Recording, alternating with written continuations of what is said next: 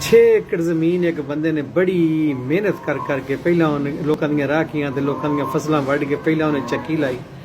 ਚੱਕੀ ਤੋਂ ਫਿਰ 1 एकड़ ਜ਼ਮੀਨ ਲਈ, ਇੱਕ ਤੋਂ ਫਿਰ ਕਰਦਾ ਕਰਦਾ 6 एकड़ ਜ਼ਮੀਨ ਬਣਾਈ। ਅੱਲਾ ਨੇ 2 ਪੁੱਤ ਦੇ ਦਿੱਤੇ, ਪਹਿਲਾਂ ਇੱਕ ਧੀ ਦਿੱਤੀ, ਫਿਰ 2 ਪੁੱਤ ਦੇ ਦਿੱਤੇ ਤੇ 6 एकड़ ਜ਼ਮੀਨ ਦਾ ਮਾਲਕ ਹੋ ਗਿਆ।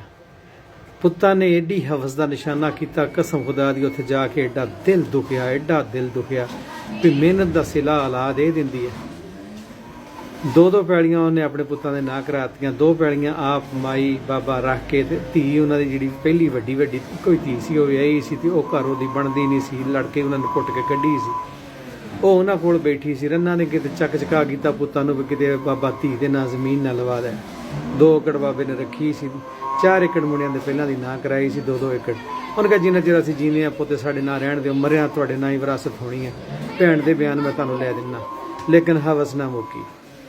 ਲੋਕਾਂ ਨੇ ਚੱਕ ਚਕਾ ਕੇ, ਉਹਨਾਂ ਦੀਆਂ ਘਰ ਵਾਲੀਆਂ ਨੇ, ਪੁੱਤਾਂ ਦੀਆਂ ਘਰ ਵਾਲੀਆਂ ਨੇ ਚੱਕ ਚਕਾ ਕੇ ਪਿਓ ਨੂੰ ਮਰਵਾਤਾ ਵੀ ਇਹ ਜੇ ਧੀ ਹਿੱਸਾ ਲੈ ਗਈ ਤੇ ਤੁਹਾਨੂੰ ਕੀ ਲੱਭਣਾ।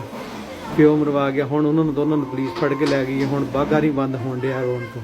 ਤੇ ਖੁਦਾ ਦੇ ਬੰਦੇ ਹੋਏ ਚੀਜ਼ਾਂ ਪਹਿਲਾਂ ਸੋਚ ਲੈਂਦੇ। ਐਡਾ ਹਵਸ ਜੇ ਉਹ ਬੰਦਾ ਆਪਣੀ ਮਿਹਨਤ ਤੇ ਹਲਾਲ ਦੀ ਰਿਜ਼ਕ ਦੇ ਨਾਲ ਆਪਣੀਆਂ 6 ਪੈੜੀਆਂ ਬਣਾ ਸਕਦਾ ਤੇ ਤੁਹਾਨੂੰ ਬਿਮਾਰੀ ਪਈ ਹੈ, ਜਵਾਨ ਜਹਾਨ ਹੈ, ਤੁਸੀਂ ਨਹੀਂ 6 एकड़ ਬਣਾ ਸਕਦੇ।